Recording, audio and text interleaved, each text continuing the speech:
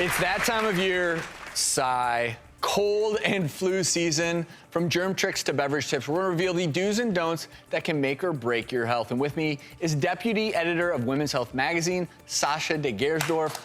Welcome back to the show. Thank you for having me. All right, so cold and flu season, everyone hates it. That's right. You. Comes every year. Me. I hate it too, yes. But there are things that we can do to lessen our chances and have a healthier cold and flu season. We actually hit the streets to ask what you should do in the following cold and flu scenarios, starting with, have you ever been out and about when the person next to you suddenly lets out a giant sneeze? I used to live in New York City, and when you're on the subway, you're in close quarters and anything can happen. When somebody would sneeze on me, I would hand them a tissue and tell them, don't do that again. If somebody sneezed at me, I would sneeze right back at them.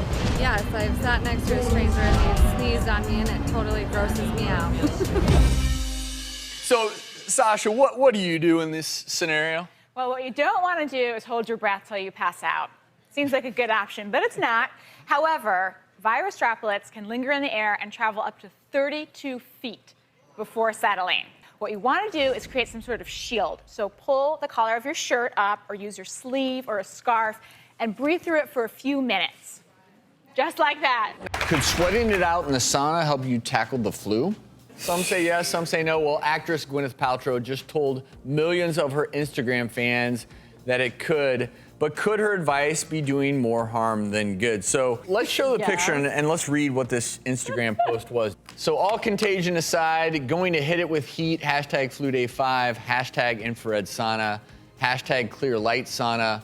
I doubt if she had the flu, because if you've had the flu, you do not want to sit in a damn hot sauna. The last thing you want to do, and the only credible thing, a lot of times when people have a fever due to, say, the flu, they will try to get into an ice bath. You don't want to do that, because it can actually trigger your body's hypothalamus to set your temperature even higher. So, I do understand this desire to sweat it out. We've all been there. We're like, okay, am I sweating it all out? For a cold. For a cold, and I'm wondering if she had a cold. The reason the flu is nothing to joke around with is 30,000 plus people die a year from it. It's a very dangerous virus as compared to the old-fashioned cold, which if I had a cold, I actually think sitting in a sauna, if I had my own. And when you start to call yourself someone who's a purveyor of healthcare advice, you just have to be very careful, because look, she has a huge following. It's a simple thing you can do to make your flu shot more effective.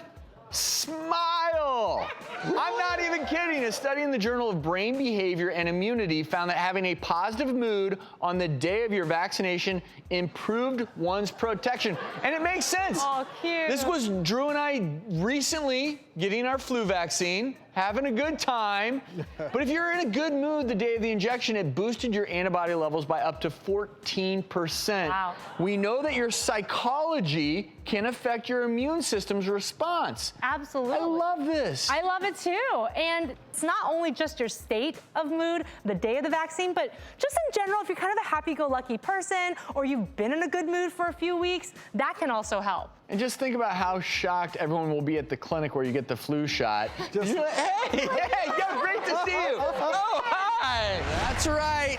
Jazz, along with some upbeat dance music. It's been shown to increase the levels of antibodies in the listeners' bodies. What do antibodies do?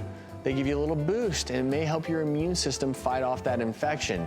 In fact, at University of Sussex, the scientists found that after listening to just 50 minutes of uplifting dance music, levels of antibodies in volunteers' bodies increased.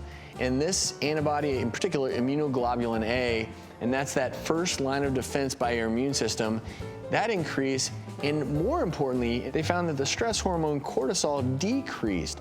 So increased cortisol, increased inflammation, increased difficulty fighting off these difficult infections. I'll listen to some jazz. I'll listen to some it was music. 2 separate studies. One looked at upbeat dance music for 50 minutes, and then another one looked at smooth jazz, and both of them had that incredible So maybe you don't like jazz, maybe you don't like upbeat music, choose the other one. Yes. And probably, realistically, you could probably listen to any music that you enjoy and you would see the same impact. Talk about the power of music for helping elderly people with Alzheimer's, dementia. It may help. The power of music, playing music for your kids when they're babies. Just listening to that stimulates the brain somehow. So, can you give me a little toe tapper of jazz, Drew, to close out this session? Come on, get in on this. Go. You keep going.